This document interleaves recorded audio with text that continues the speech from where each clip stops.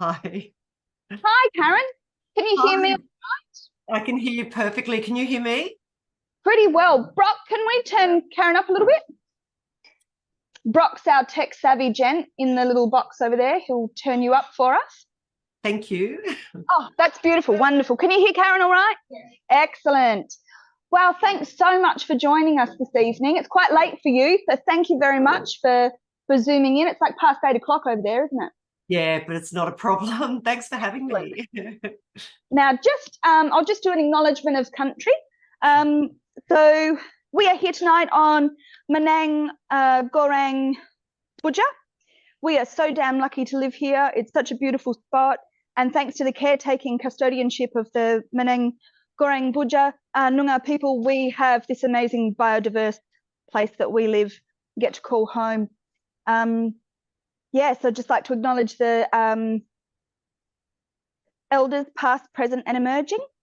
And we're very lucky to be here. Thank you so much, everyone, for joining us tonight. And I'd like to introduce Karen Brooks. I don't know if you can hear that, but that was a big round of applause. Thank you. Thank you. There's a lot of people here. So the way we've got it set up with the tech that's available to us, you can see me in this little garden that we've created. And everyone can see you on a lovely big screen. And I won't be making eye contact. I'm looking at you on the screen. So hopefully that's not too odd. But yeah, excellent. Right. Well, thank you so much for Tribulation Johnson. My goodness, what a character. She was profound in so many ways. She must have been a lot of fun to write. She really was, and much more fun than I anticipated when I first started out. Yeah. So before we dive more into this book, let's start from the beginning. Tell us a bit about young Karen. What were you like as a child, and what was your relationship to reading? Okay, if you ask my mother what I was like, she'd just say I was a pain in the ass. I was a really, I think, quite precocious kid in many ways, but also a dreamer, so I constantly had my head in the clouds and being told to, wake up, Karen, earth to Karen, that type of thing. I was constantly convincing my poor younger sister and friends to present plays to everyone, but of course I had to have the starring role. So yeah, that way quite painful. And I couldn't lose a game. I'd throw tantrums if I lost games. So in that regard, I think a little bit difficult. But I had a difficult childhood. I won't bore you with that. But reading was my absolute pleasure, my absolute escape. And I remember I used to get 20 cents a week pocket money. And the first place I'd go to is St. Vincent de Paul to go and buy the secondhand books. And they always had the Enid Blyton books there, which I just devoured. And I think the Alfred Hitchcock Three Investigators, books like that. Wow. Yeah, which I really adored. And Nancy Drew and, all those sort of things. And then I graduated to the Narnia books, and then... my partner and I are expecting a baby and we're going to buy a house soon. And we have decided, I know, it's exciting. Yeah, congratulations. Thank you. We have this fantasy that we're going to put an old wardrobe, like create another door in a little playroom and put a wardrobe there so that to get to the little playroom, you've got to go through a wardrobe. Like, that's so cool. That's your job, Jimmy. But yeah. I'm officially very jealous. I was watching Sarah Beanie the other night. She's this British property developer and she's bought this big house, and that's exactly what she did in the guest room, cut the back out of a wardrobe. And I just thought, I wish she Airbnb'd that place because I'd be there in a heartbeat. Yeah, exactly. Yeah. So now what kind of books do you read now as an adult? Yeah, my default go-to comfort reading, if you like, is crime. I love good crime books. So I read Karen Slaughter. She's quite gory, but I really like it. Oh, that got a big response. There's a lot of Karen Slaughter. Yeah. Yeah, and Michael Rowbotham, who I think is just fantastic, and Anne Cleeves, people like that. Yeah. So many. I'll always give someone a go. And at the moment, I'm just reading actually an Australian writer, Poppy G, Vanishing Falls, which I'm really enjoying. Very different, really good book, very mysterious, moody, set in northern Tasmania. So wow. my go-to books, but I'm really quite, I love a good fantasy. I just finished Rebecca Yarros's Fourth Wing. Thought that was yeah, wonderful. okay. And Jay Kristoff, his Yep. Empire of Vampire, I've just pre-ordered his next book. So Next one. quite eclectic, but I also read a lot of nonfiction. Yeah, yeah. For research mainly. For research, yeah. How did you come into being a historical fiction writer? Well, I started off in fantasy and then sort of merged into historical fantasy. And basically, I presented the idea for a manuscript in the first few chapters to my agent, a very adult fantasy set in sort of medieval Britain and our world. So it was sort of a time slip novel. And she said, Karen, when she read the first few chapters, look, I love this idea of the story. I love your writing, but I hate the main character. Nobody leaves their baby in the car. That sounds more drastic than it was. But she then said to me, look, darling, because that's how she speaks, she said, why don't you not do the fantasy for the moment and just try the history? Because I know you love writing the history, the historical fiction. So that's exactly, I followed, like any good author, followed the advice of my agent, and Brewer's Tale was born. Yeah. Do you find it like, I don't know, do you find it harder to do historical fiction, or because there's constraints there, because there's actual facts that you need to kind of embrace and support, and lots of fact checking and authenticity needs to be there? Do you find that harder? Or because we've spoken to some other historical fiction writers and they actually find that reassuring that they've got some sort of structure to move with. What do you think? They're both. I get that completely, and there is a comfort. It's like you have the scaffolding or the skeleton, you know, and you've got this very dry two-dimensional skeleton, and then you have to put the creative flesh on it. And I love that. And I guess in a way it's really comforting because you know where you're moving forward to. But it can be constraining because again, when you're following history, when you've got real historical authentic figures in it, you're still imagining their emotional and inner life, you know, that their motivation, the psychology, the conversations they have. And sometimes it's got to lead in a particular direction because of an event that you have to include. So it can be a bit constraining, but when that happens, I just remind myself I am writing fiction. It's not a non-fiction book. So I'm allowed to be a bit playful and imaginative. I found that particularly in The Darkest Shore, which was quite a dark book in many ways, you know, based on the true story of what happened to those women in that Pittenweem village. And what happened, how that wrapped up, if indeed you can even describe it as being wrapped up, was horrific, absolutely horrific. And I couldn't stand for it. I couldn't stand for the villain to get away with it. So I completely changed the ending. So I didn't allow myself to be constrained by history, if that makes sense. So, and that felt really liberating. So, and again, I explain in the author's notes what I've done. So I'm not, you know, pretending that that's what happened. But I get that. I think it can work both ways. You actually what was the word you used, Lisa? I'm having a baby brain moment. Not invert, but like subvert. You subvert things for characters, like particularly female characters in history. That must be so satisfying. Oh yes. Oh yeah. It really truly is. And yet it's also interesting because, again, when you read between the lines, because that's what you've got to do, you know. Again, you know, history is written by the victors. History is predominantly has been recorded by men. That's all changing now, of course, but women did make their mark on history. So what's lovely is you subvert the natural order by raising women up and including their voices and even making them louder at times, like I did, I guess, with Afra in this book and Tribulation. Again, they were constrained by their times, but I didn't have to be constrained by their times. Yeah, exactly. And I'm so glad. It was so beautiful because I had read The Good Wife of Bath a few years ago when that came out, and I loved, you know, that you'd given like a full-bodied character to the wife of Bath and just really explored her story and contextualized so much, you know. And I think I kept thinking of that with this one, with Afra in particular, like because she's, you know, a historical figure. centuries later, she was still being disparaged and her work discredited, and it's just so refreshing to read the book and see a full-bodied character with deep connections, and she did have power, and she did have, you know, sway, and she knew people on all different class levels, and she was a full, complex person. It was so nice to read that.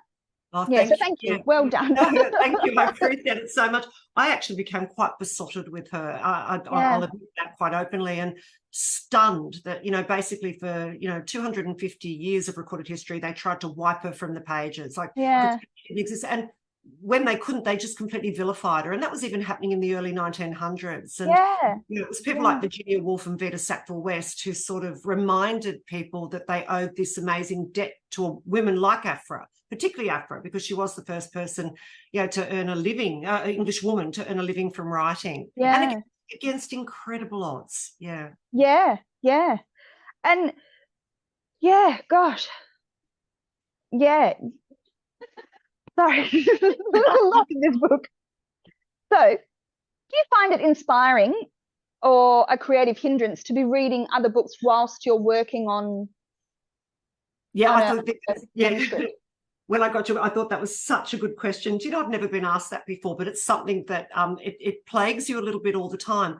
What I've found is when I first start a new novel, and certainly in the planning stages, I can't read anything that isn't connected to the period I'm writing in, or by the work of one of the characters that I'm going to, you know, so I very much stick to nonfiction or their creative literature, even if it's poetry. You know, I'll read that. And it's not because I'm worried I'll emulate someone else's work. I'm more worried that the voice of another really good writer, strong writer, will interfere with the voice I need to get established. Once I've established the voice, which can sometimes take a little while, it might take, you know, a quarter of the book, then you go back, of course, once you've got the voice and you make it all smooth and hopefully work well, then I'm fine. Then I really love that moment where I realize, oh, now I can read that book that I've had sitting on my to-be-read pile, you know. That's a really lovely feeling, Now, this is an interesting one just about how and where you work. I read this gorgeous little article, 13 Australian authors share their creative rituals, and I loved that Melissa Lukashenko, who wrote Too Much Lip, she has to play a lot of online Scrabble as a warm-up before she can sit to write. And Aussie poet Alison Whittaker, who wrote Blackwork, she has to have a cup of peppermint tea and a banana before a word can hit the page. Do you have any kind of rituals or things that you do to get you in the writing zone? Oh, yeah. I was so relieved to read about Melissa and Alison. Basically, I play word games every morning. My husband calls it nerdling. I play Wordle, Quirtle, Octo. Wordle, and I have to do those. It's like I can't start if I don't. And basically, I do a bit of exercise because I'm on my bum all day, so I have to do that. And what I find while I'm doing that is I'm able to watch a little bit of Netflix or something. And it's interesting because it's actually helps me with narrative structure in that. And when I watch it, look, I have to go back a bit. Many, many years ago, I was given advice as a burgeoning writer. And the advice was, when you read a good author's book, don't read it as a reader, read it as a writer. And I just didn't really understand what they meant when they were saying that. And it took me probably a couple of books to be published myself. And then one day it's like the light bulb moment. I thought, now I get what you meant.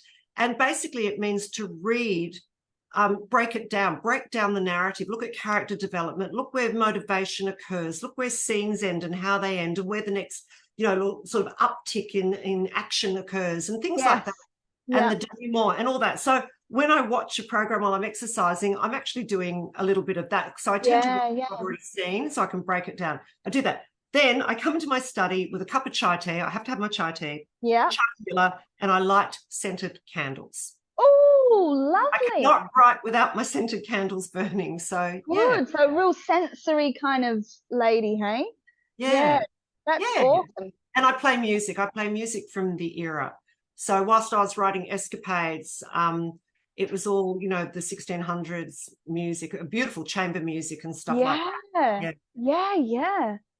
Because I remember watching and loving the TV series The Tudors. So that's like 100 years beforehand. but it's that kind of music. Is it the real orchestral? Yeah, like the chamber music and the Oh, nice. Oh, did you play any tavern music? Because you were dealing with like kind of upper class, but also lower class. Did you play any? Yeah, like... it's not from the era, but I figured it sounded like I imagine it would. So some Horton songs and that, yeah. You did an incredible job with this, and it makes sense that you're such a sensory person, because this book was a real sensory experience. Like, you could, even from the first page, you could. Did people find that even from the first page? I swear I could smell it, I could feel it, just being in London in that time. What kind of research did you do to be able to recreate that setting? Yeah, a lot. I read an awful lot of books. I don't know if you can see behind me, but yes, just one of my bookshelves. I've got four others in here, and every room in this house is filled with books. And as I say, I'm an avid reader, and I do a lot of research, but I also have this little stick-it note here. I'll pull it off. It's on the bottom of my computer. I'll show you. And it just says sight, taste, touch, smell, hear. I don't know why it says hear and not sound. But anyway, so that's to constantly remind me to stop and think, what am I seeing? What am I tasting, touching, smelling, hearing every time I write? You don't have to include it all the time because it's too much, but you do. And also I watch some really good, YouTube and they have some fantastic documentaries and these marvelous historians who recreate, an era for you. And I've become quite the Puritan now. I hate it when I watch a movie set in those times and the streets are clean. I think, oh, Hollywood. Yeah, but you did it so well, thinking of like because they were constantly smoking pipes, and they had all the hearths in all of the rooms to stay warm, and there was just soot constantly on the ceilings, and everyone's spitting everywhere. And I loved when you talked about Tribulation was just so disappointed. Couldn't the men at least get up and urinate in the corridor? And I was like, whoa, that's pretty crazy. But that to her would have been like the gentlemanly thing to do. Just get up and go to the corridor, please. The men used to shit in the fireplaces. Look, it was disgusting. It was just dreadful. Wild times. Yeah. We think our parties are wild. Yeah. So you first came up with the idea of Tribulation Johnson. You say in your author's note at the end, when you encountered a biography about Aphra Behn written by one of the fairer sex. And I thought that was fabulous. And can you share the experience of coming across that text? And then how did you develop Tribulation?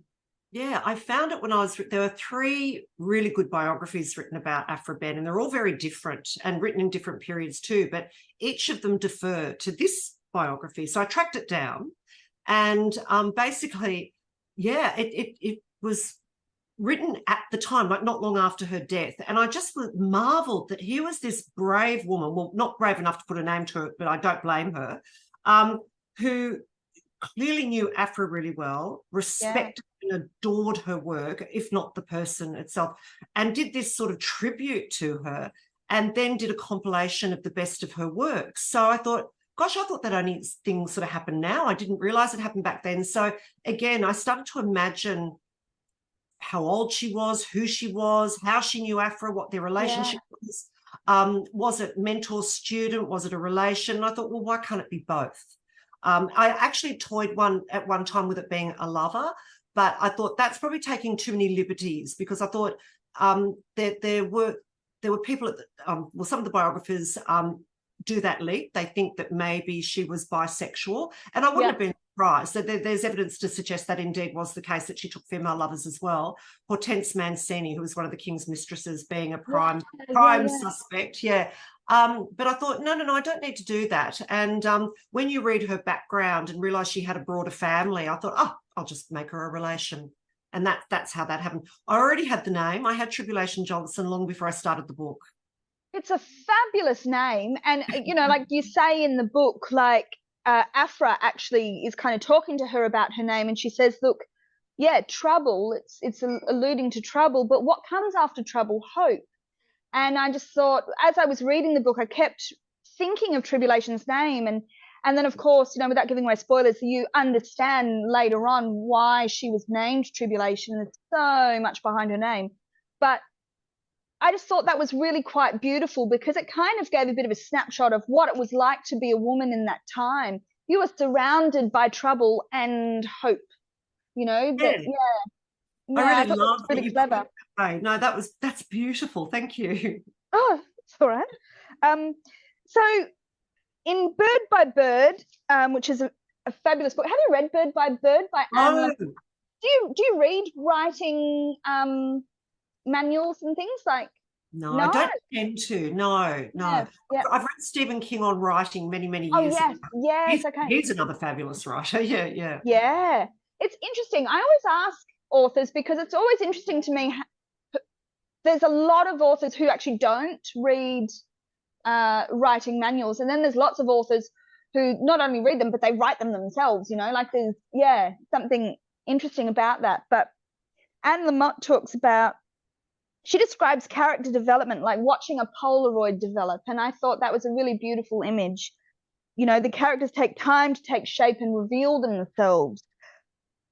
What's your process for developing historical characters? You've got some bits and pieces to work with, and I suppose, is it like that it's slowly revealing itself to you? How do you develop your characters? Yeah, that is such a beautiful, literally an image, but it's absolutely perfect. That's exactly how they sort of start to speak to you and do take on their own voices. But at first it's like it's starting a relationship, and you're at first and you're a bit awkward, and then you slowly start to feel comfortable with each other until you can let them speak for themselves. And I think that's sort of what happens, that it does turn into a really strong relationship, a very strong bond between you and the character. I know that's a bit corny, but the Polaroid image is lovely, and once they're clear, you can just, that they take off themselves. They can stand alone without you propping them up too much. It's quite a wonderful moment when that happens.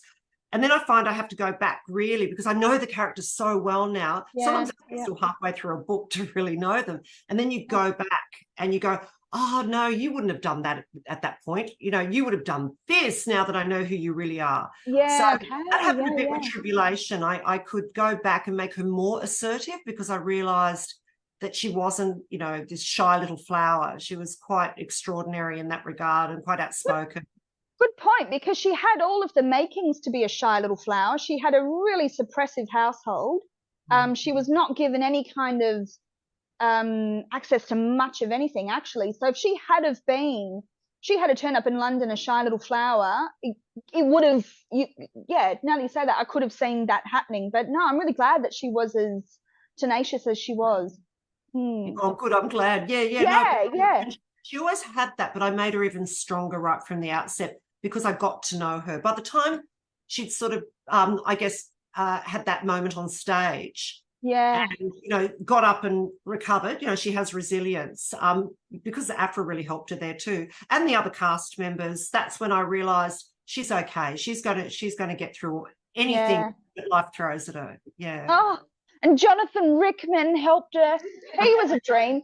He was a fabulous character. Though I did it take anyone time to realise that Jonathan Rickman was Gorgeous Gabriel, or did you kind of get it fairly soon that, this will be this fella? Yeah. Okay, 50-50. Some people were surprised and some people kind of figured that was what would happen. Yeah. He was a dreamboat. He was great. I really liked him. Do you know who he's based on? Roughly. Oh. Not appearance-wise, though I do have an actor in mind. No, here's my tribute voice-wise to the actor Alan Rickman. I always love Alan. I can't do it. That beautiful melted chocolate voice. Makes me go weak. And I just adored Alan Rickman. So physically he's not him at all, but the voice. And then I was watching The Witcher the other night. Oh, yeah. With Henry Cavill. And I thought, if ever I had to pick an actor to become... If he looks like that, all right. Yeah. But that's how he looks. Not Henry Cavill as Superman, but more with dark hair, The Witcher type. that rough. Period relevant, right? Like 1700s, a bit grotty. Yeah. It's awesome. So, what was your favorite aspect of the research for this book? Oh, definitely the biographies of Afra. I love learning about the period, and there's a couple of fantastic, again, historians. Ian Mortimer's one of them, and he has, what's it called? The Time Traveller's Guide to Restoration London. And I'd already read that book when I wrote The Chocolate Maker's Wife, but he's somebody who walks you through the streets and everything. And those sorts of things are just gifts for an author. They're just wonderful. So I loved the work of other fantastic, really easy to read historians. And I loved reading the poetry and even some of the literature of the time. My least favourite, I feel really bad saying this, my least favourite was some of Afra's plays. Yeah. I wanted to, because I was besotted. I wanted to keep loving her, and I thought, I better stop or I'm going to stop loving her. But no, I did read them all. And look, I think if I gave them a second read and read them as a writer, and if I had an even better, deeper understanding of the politics of the time, I think you have to live through it to really get a lot of the references. There were parts of them that were brilliant and parts that were just boring and really cliched. But in saying that, so were the other writers, because they wrote what was popular at the time, So they didn't do anything that the other writers didn't do. And really, a common theme with it all was that they kind of cookie cut each other's work, didn't they? They seemed to just be reinventing each other's work, which happens now, but that seemed to happen a lot then. I don't know. Yeah, no, it really did. And what amused me endlessly, and again, the lovely little gems that you find out when you're researching, how they rewrote Shakespeare, and did King Lear with a happy ending, or had, flying witches and a musical Macbeth. And I just thought, it's wonderful. It's just so wonderful. Wacky and wonderful, Yeah. And I loved the scenes in the theatre house and the playhouse, and just, knowing that, because my partner and I are part of Spectrum Theatre, and we were just involved in one of the plays that was on recently, and Picnic at Hanging Rock, and that went really, really well. And the audience are so well behaved and so respectful and listen to the curtain call and all that kind of thing. And it just was amazing reading this, that actually the audience often was so loud that they blocked out what the actors were saying, and everyone was throwing oranges and and fighting, like they got into literal swords and Yep. I know, and you could see the audience when you're on stage, and I just think, oh my goodness, like, how brave were they? And the shows would change sometimes every 3 days or less. They were failures. They must have had so many of the stock plays learnt off by heart. And be able to chop and change. I'm just full of admiration for them. Yeah, because we had like 10 weeks or something, or more, 12 weeks of rehearsals and drilling lines and everything, and right before it opened, people were still learning lines, and I thought that reading this, like, oh my God, they've fallen into another play already, and crazy. But that was their, like, I think when they were a part of these sorts of theatres, that was all they did. They lived and breathed that. Their families were a part of it. They didn't have many other distractions outside of the theatre. You're absolutely right. Like, they lived above it, and and the actors lived as close as they could to it. I mean, when it was a new play, like a brand new one created, like one of Afra's new ones, they did rehearse for a few weeks, but they'd have to do it, in the morning before they staged whatever was showing that afternoon. Yeah. Wow. Now, speaking of gems, you mentioned gems before. Do you have a favourite 1700s London slur? Because I must admit, when reading this, I was taking on a bit of a Cockney accent, and was kind of, Jim was finding I'd just blurt out, like, what my favourite one was, Perry Scullions. Like, I thought that was wonderful. So Jim was just hearing these random 1700s slurs happening in the household. But do you have a favourite? Because that was fabulous. I actually marked all of the, like, anything that's pink. Anything that's pink is all of these, like, colloquial terms. It was so fun. Oh, thank you. Look, I had so much fun. And I have to tell you, this was my little gift. It's called The Canting Academy, or the Devil's Cabinet, opened wherein is shown the mysterious and villainous practices of that wicked crew commonly known by the names of Hector's Trepanner's Guilts, and it was written in 1673, and it's all full of the language and sort of some of the I guess what the working in lower classes, the real poor classes, and how they used to talk, what their jobs were and everything. And it was a gift. So what I do, and it has I made up a few, but I made them from legitimate words of the time. So like a cackling fart was an egg. And things like that. So you just say, I don't know, the cackling fart of a board or so. I don't know. I can't remember what I did back then because I wrote that a couple of years ago now. I'm so sorry. Yeah. I loved writing them. And same with Good Wife of Bath. I from reading Chaucer, actually, I had quite a bit of the lingo of the time. So just put these phrases together or borrow outrageously from him, to take some. Yeah. Yeah. God, did anyone else enjoy that as much as I did? It was so fun. Yeah. But I kind of wished, I don't know if I missed them, but I kind of wish that there were some accolades as well, because my work colleague Lisa and I had an interaction today, getting ready for today, and I really wanted to be able to thank her in like a 1700s slang, and all I had was like Satan's hairy scullions. I don't know, but yeah, that's a fair call. That really is.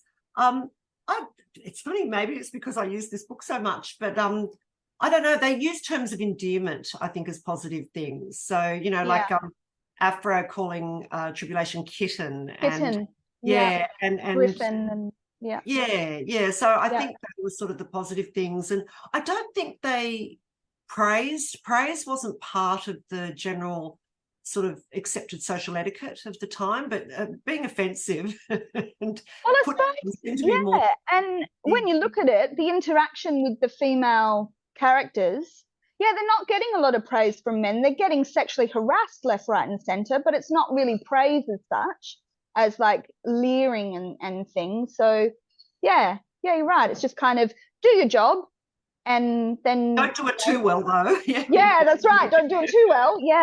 No, that was well, you're a kitten, Lisa, there you go.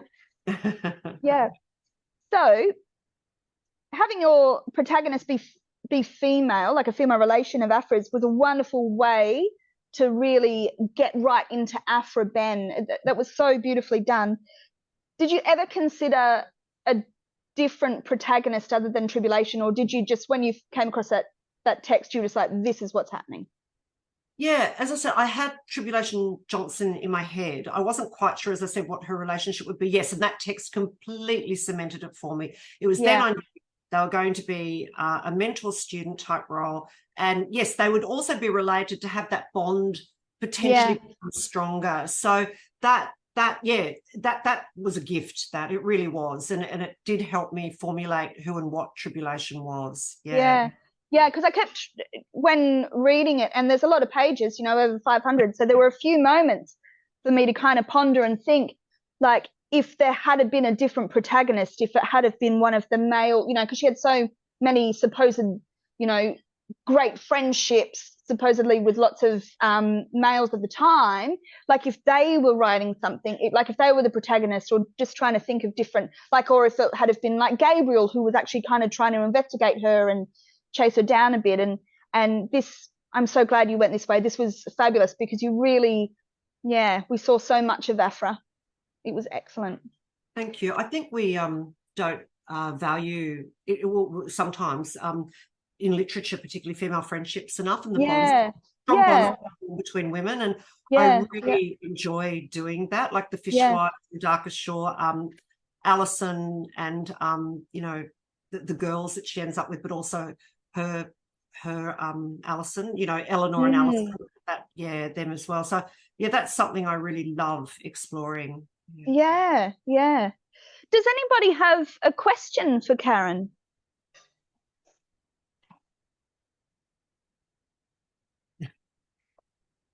No? Oh yes. That wasn't mine. When you've said a few times, Karen, that you had the idea of Tribulation Johnson already, where did that come from? Because if she was a character was she a character in your mind, or was just the name you liked? I have to confess it was the name. I'm fascinated by the Puritan names, you know, that they would give them. They'd give the children really quite awful names sometimes. Some were praiseworthy is actually a name of the period. And there was actually a very famous gentleman, and I'm going to say the name completely wrong because it's got about 12 words in it.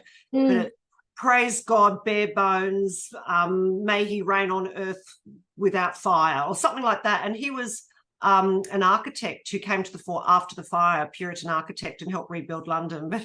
But so I've always been fascinated by the Puritan names, and I thought Tribulation would be a great name for a female protagonist. And it's a fabulous word. It's a great word to say, isn't it? Yeah. Yes, yeah. And it's funny, I didn't initially connect it to the Greek myth of Pandora, but as I was writing again, that's something that just evolved and So to answer your question, yes, the name came first, but it wasn't long before and through finding that biography that I was really able to, I guess, see her. It's strange. I'll tell you, when sometimes the characters take a while to really form, as I said, and then I have to go back and sort of, because I know them, and I have to go back and reintroduce them, you know, rewrite what I've done. But sometimes they come to me very quickly, and Tribulation was one, fortunately, because of that book that came quickly. But when I was writing The Chocolate Maker's Wife, I had the book going beautifully, and I had the lead character, Rosamond, beautifully in my head, and I knew that I had this protagonist. I knew what I wanted him to do as an occupation. I knew the role I wanted him to play, but I didn't have a name. I couldn't see him. And this has never happened to me before. But I went to sleep, and it must have been playing in my head. And I had a dream. And in the dream, a dark-haired man came up and tapped me on the shoulder and said, "I'm Matthew." And he walked away. And I remember waking up my husband and saying, oh my God, I've just met Matthew. And it was like, once I had the name, the whole character came together. Yeah. And I realized I have to have the name. I have to start with the name. Yeah. There are so many characters in this book. Like, it's a big ensemble cast. Do you have any favorite auxiliary characters? Yeah, I do. Nest, definitely. I love. Oh, yeah. Yeah. Afra legitimately had a maid that spent her whole life with her, and I don't know what her name was. Nest was a legitimate name of the era, and I loved it. Okay. Loved what it, the metaphor. I loved everything about it. And I really, really liked, and I shouldn't, the Earl of Rochester. Johnny Wilde. I read a fantastic biography of him called Blazing Star. And my God, he was a naughty boy. He was good. He and Afra were very, very close. She liked the naughty boys. And he was a womanizer, a drinker, and one of the most clever men, brilliant rhetoric, brilliant at, he did terrible things. One of my favorite things he did, apart from breaking the king's sundial and writing an amazing poem about the king's, excuse my language, prick and scepter being of a length, and how the king always handles both. But anyway, he got exiled from court. He was continuously getting exiled from court, but he came back to London disguised and as a doctor, and he used to wear this cloak. I mentioned the cloak in the book just subtly, and it had big stars on it. And he rented a house in a poorer quarter of London and offered his services to women for basically gynecological problems. And all these women flocked to him to be checked over by this doctor. And when he was exposed as the Earl of Rochester, he kept practicing, and they kept coming. Turning up. Yeah, I think you mentioned that in your author's note. Yeah. That was crazy. I know. Because he's part of the gentry, he just kind of goes, oh, I'll give it a crack. I know. And no one questions. Well, they did eventually question him, but like, yeah, that's an amazing goal, right? To just slip into a profession. Yeah, and apparently he was very handsome and very charming, and when the women knew that it was this lord, examining them, they willingly went to be examined. And he had children out of wedlock. He had an affair with the actress Elizabeth Barry, and and he took the child from her, and so he wasn't a good boy at all, and he died very young, sadly. Yeah, broke Afra's heart. Absolutely broke her heart. As did what's his name, John Hoyle. Yes. One of her closest friends, but he was a really strange character. He got he murdered someone not long after Afra died. Oh, really? Yeah, attacked them with a knife. And I think he may have escaped prison. I can't remember. He was a lawyer too. But yeah, he was a known homosexual. And yet, you know, and Afra just, I don't know, she tolerated a lot. And I don't know, I think she just admired clever men, and he was really clever.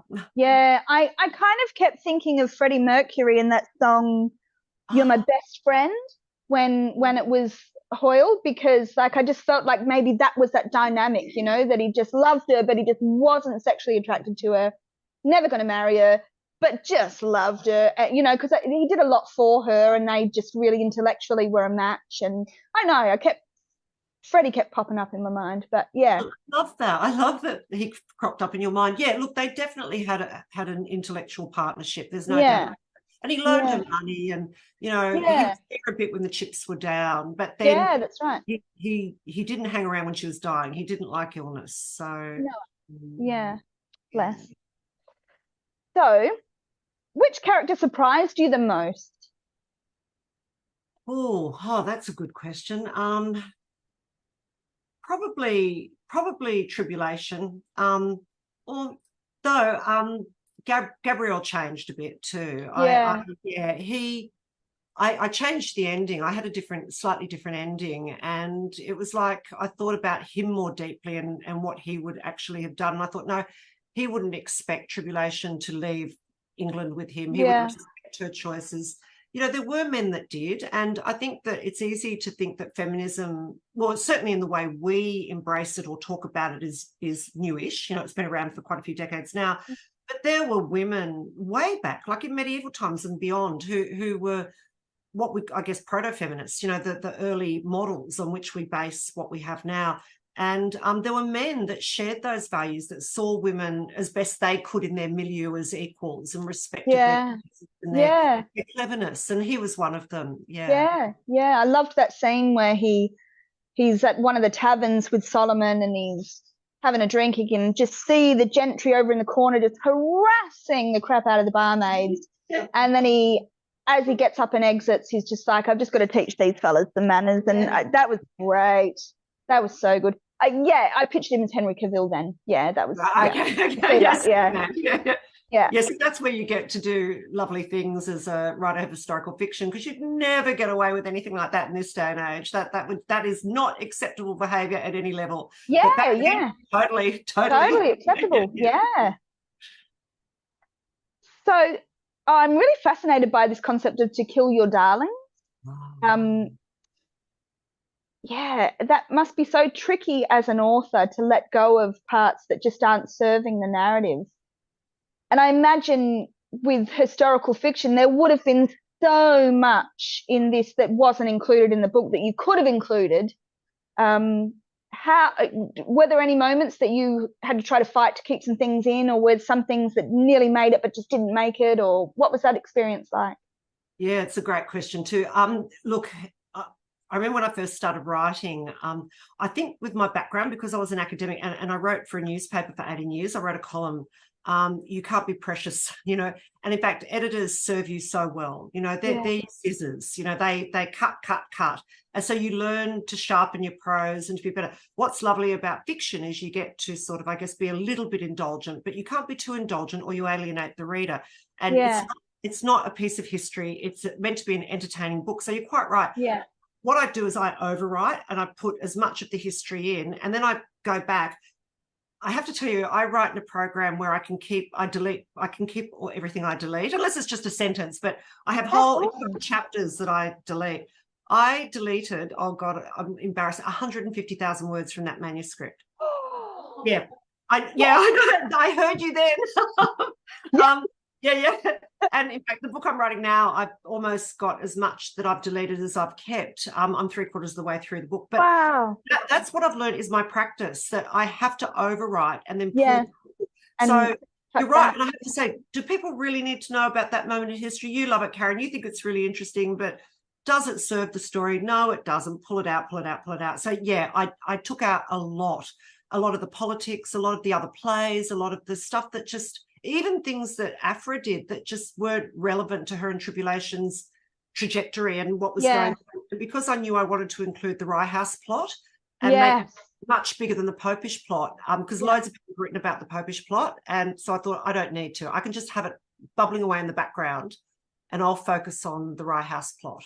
So I killed a lot of darlings, but then they're not darlings. You know, I guess that's one good thing about my previous jobs. I've learned not to be precious, and I'm grateful to my editor. And we when I say argue, they're healthy, robust arguments. I'm not, as I say, I don't fight unless it's something that for accuracy absolutely has to stay.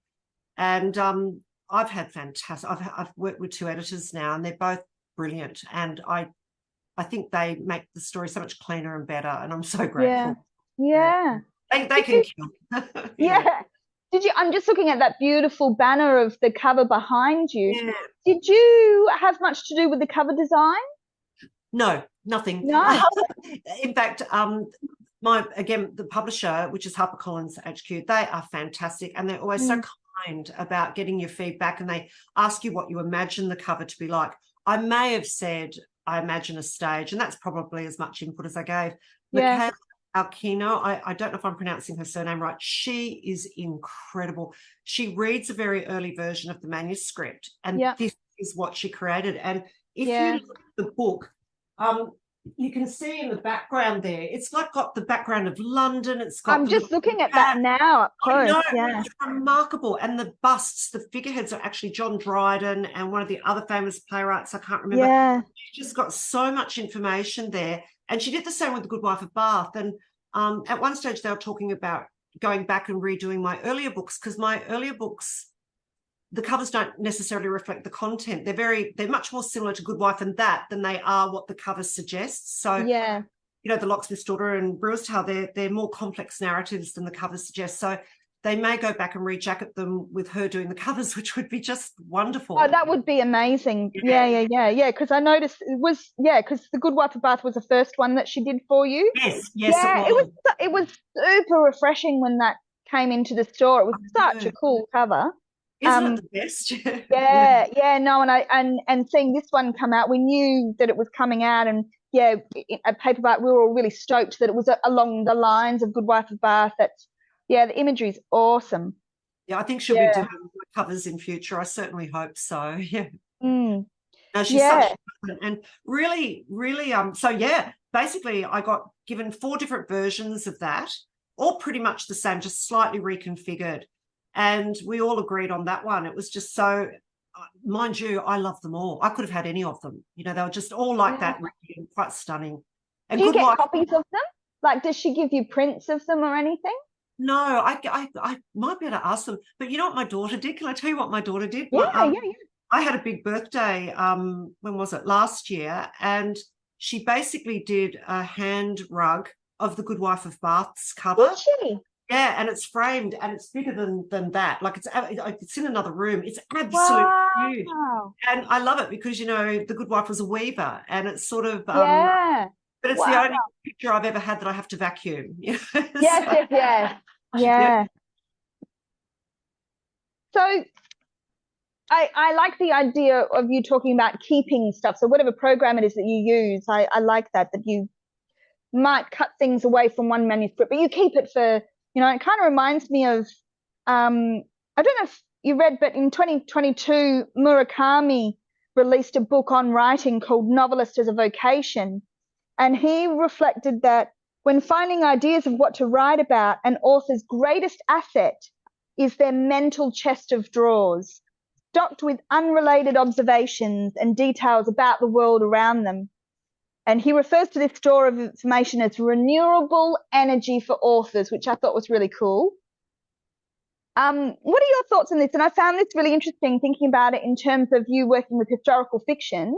Do you still find yourself, because you're fleshing out and filling in the context around and the interactions, do you find that you're going to do you pull from things around you and inspiration from like everyday sorts of things, or how do you go about it?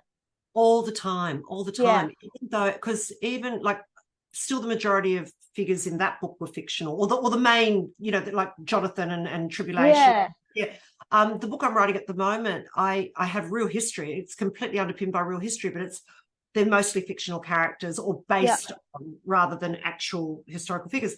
So, yeah, and it's amazing how much inspiration you get from the people around you, from the things you read, you watch, you eavesdrop, or even ex-husbands make the best villains, and you can get past at the end. So, it's wonderful.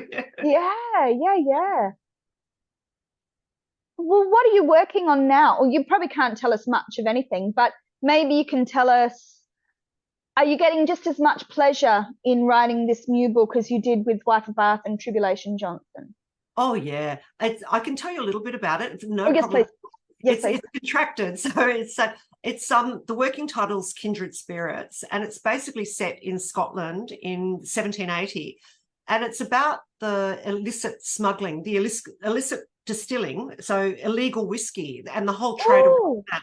And it's set in the Highlands, and it was a time of great political upheaval when the lairds of the clans and all that were selling the land and the clearances, and they were sending people away, these people who'd grown up on the land for generations and generations, and sending them to the coast to become fishermen. Like, if you can raise sheep, you can catch fish, or the people were migrating to Canada, later to Australia, to Ireland, anywhere to escape utter poverty. And to do that and pay their leases and try and stay on the land, they used to make illegal whiskey, and the whiskey was really good.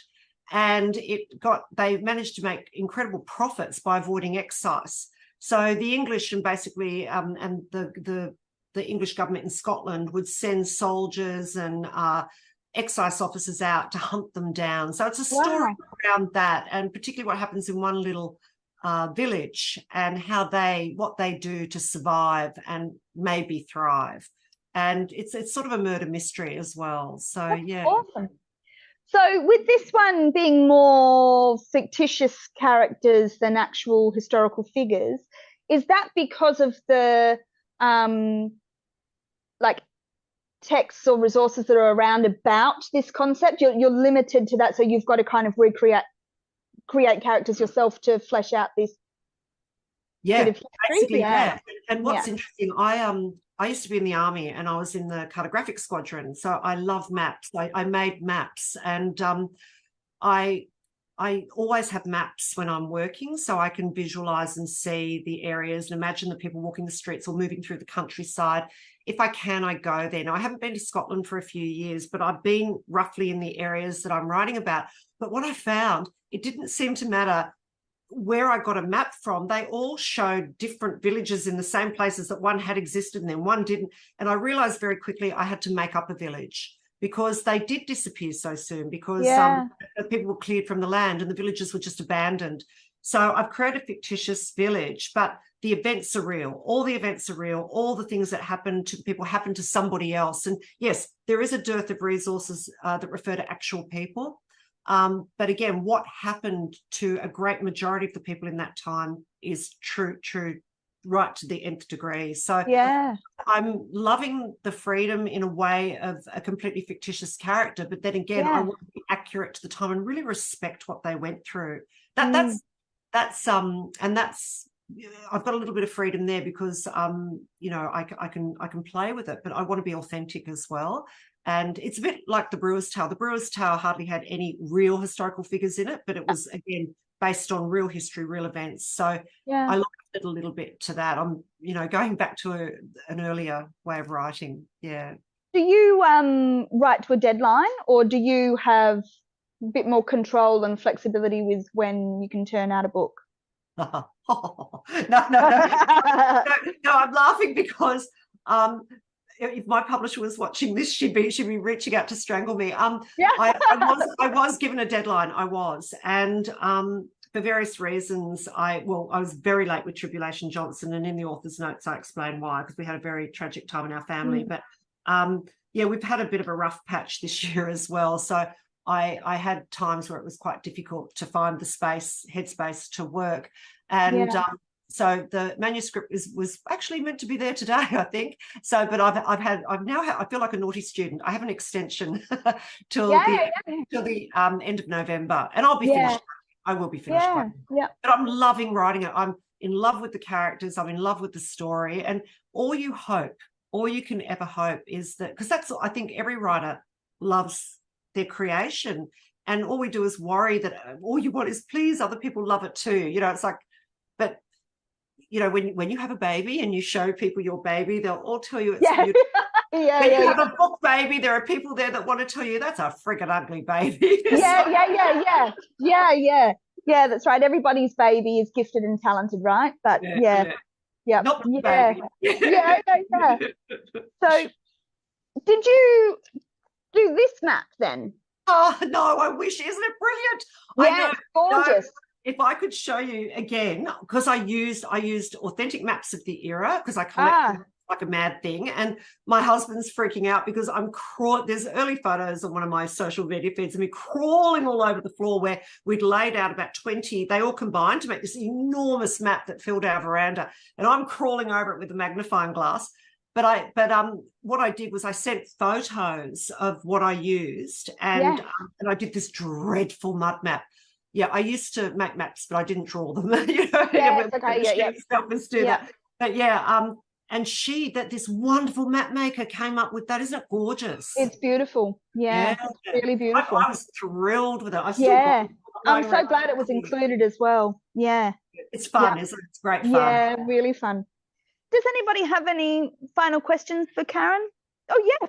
Oh, Lisa's just going to bring the roving mic to you. Hi, Karen. Hi. You obviously said that you know you're going to be finished by November. I'm just wondering how you're going to know when you're done. How do you know when you've come to the end? Do you plan the plot line?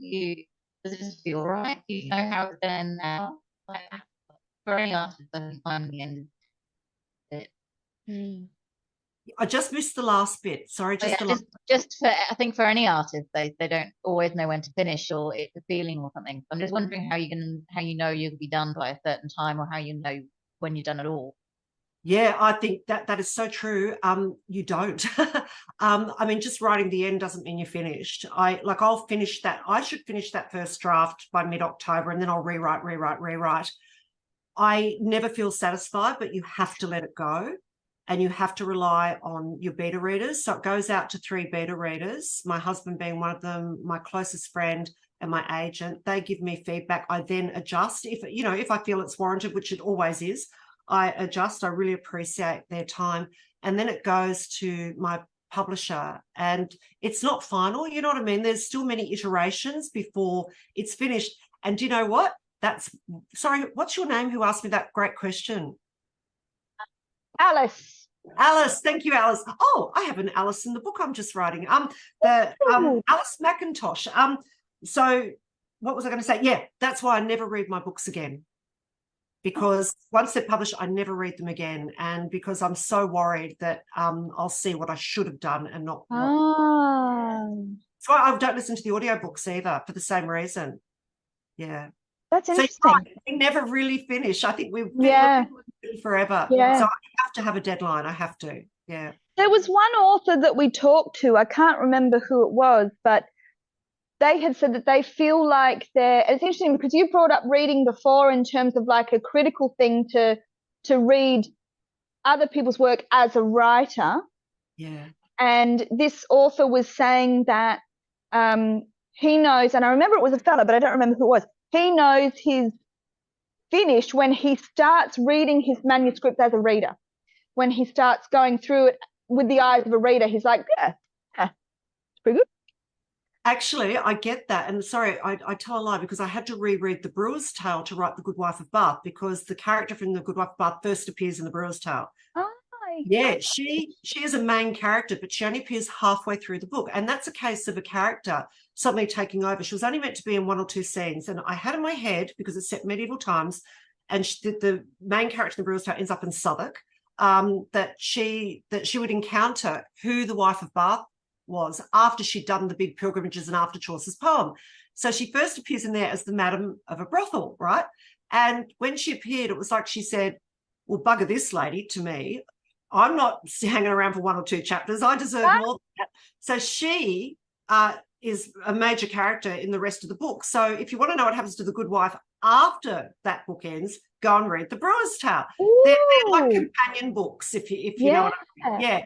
So I revisited, and there'll be characters that appear in The Good Wife that appear in the Brewer's Tale and vice versa. So the Brewer's Tale starts up a year after The Good Wife ends.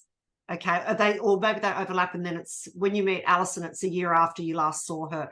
But so that was a case where I had to read the book to make sure that I matched up by the time that Eleanor ended up in Southwark or in London and then ended up over in Southwark. I had to make sure it married with where she first comes into the Brewer's Tale. Yeah. Did you just speed read it though, so you weren't hypercritical? Yeah, I was so nervous about reading it, but and this sounds so immodest, but I get what that author was saying, because sometimes you read it, you go, wow, I wrote that. And then other times you go, oh, I wrote that. So you live through both experiences. So it's not one I really want to repeat in a hurry. Yeah. I'm writing like Afra today. Oh my God. I'm going to bore everyone. No, she was quite brilliant and quite feisty in her writing. I wish I had half her talent. Yeah. Any final questions? Oh yeah, there's a couple. Yep. So, do you read as you're writing? Do you read and then reread as you continue to write, or do you just get your ideas out and then go back and then start doing your changes from there? Because obviously your characters may change through the progress, so then you rechange there, or is that as you're going? Yeah, that's a great question. I hate the way I write, to be frank, because I'm so linear. I have to get the beginning right. So I probably spend half the time it takes me to write a book just getting the first 10 chapters down. I rewrite, and that's how I get to know the character. And then I reach a point in the novel where I can just speed ahead. With this one I'm currently writing, it probably took me to nearly 80,000 words to be able to just go ahead and not go back. But every day I go back, and like tomorrow when I start again, I'll edit the chapter I wrote today to just get back into it, quickly do a quick read over it, edit it, and then move ahead. So, yeah, it takes me a while to reach that stage where I just put it all down. But I have friends who just, they know the first draft's going to be crap. And it is. The first draft's always crap. There's good moments in it, but it's generally crap. But they are just happy having it all crap. And I feel like I have to have some parts of it that I don't need to change too much, or I'll be like, so the beginning is usually what you read is very little change, but the rest of it gets a lot of changes. Yeah. Great question. I hope I answered it okay. Yeah. When I started reading the book, excuse me, frog in my throat, I sort of got Enola Holmes vibes just from the imagery and everything. And you did mention that Henry Cavill as Gabriel, and I was just wondering if you had anyone in mind for Tribulation, because obviously Millie Bobby Brown doesn't fit the look of Tribulation. So yeah, I was just wondering. I only watched Enola Holmes not so long ago. It's fabulous, isn't it? Because I loved Stranger Things and was interested in Henry Cavill. I have a picture of an actress that I often have pictures of the people that I see as my lead characters. And Tribulation, I don't know her name. I think she was just a model with dark hair and big eyes, but and thin, slender, very tall and slender. Yeah. But no, I haven't. And it's always so much fun to cast your books. But I can tell you the lead guy in this Scottish one, I don't know if any of you have seen Hell on Two Wheels, is it called? Anson Mount. He's also Captain Pike in Strange New Worlds. Anyone seen? No? Oh, look him up. He's gorgeous. Yeah, James Googling now. Okay, that's good. Look how he looks in Hell on, I think it's called Hell on Two Wheels, which I've never watched, but that's my Scotsman. That's him. For the new book, yeah. Yeah, he knows American. What a name, Anson Mount. It's like a joke name. Yeah.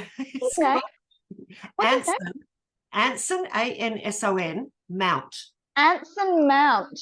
Yeah. Right. Yeah, and you'll see him with a beard and looking a bit rough. That's sort of how I envisage my lead character. Anson Mount. Yeah, and there's a Scottish actress that I've picked. Pretty cute, hey? Yeah. I don't know if you'll be able to see this right, but is that Yeah, that's him with short hair. Google him with the long hair, and that's him. Okay.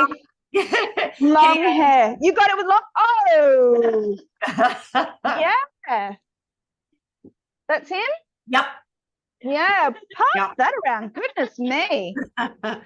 Yeah, he's pretty cute and quite charming when he plays Captain Pike. And Yeah. his lead man is a lot older, like he's in his late 40s. So he's one of my older leading men. Yeah. Well, we've gone over an hour. Thank you so much. No, that's great. We often do that because we have too much fun. Thank you so much for being with us this evening, and thank you for telling us about what you're working on now. That's really exciting. So that kind of, I suppose, will come out next year, middle of the year, perhaps? I missed now. See, this is why they get cross with you, because you screw up publication schedules, and I feel so guilty. So I don't know, honestly, whether it'll be next year or the year after now. Yeah. So, but I think my adult fantasy, YA adult fantasy, has been reprinted, and that may appear next year. So that would be good. It'd be nice to have something out there. But yeah, but thank you. Can I just say thank you so much for having me and your wonderful questions, and thank you to the lovely audience too and your wonderful questions. I really enjoyed it. Oh, thank you so much for being with us. Thank you. Thank you. And look, really, due dates, like what was the deadlines? I like yeah, that's on my brain. Yeah, I know what your head is. Yeah. Deadlines are like God's balls in a vice, really. So that's page 50. So, you do it when you're good and finished, Karen. Yeah. That's one of my favorite ones. God's balls in a vice. Yeah. Thank you for leaving me with that image. Yeah. Thank you so much. Thank you. Good night to all of you. Thank you.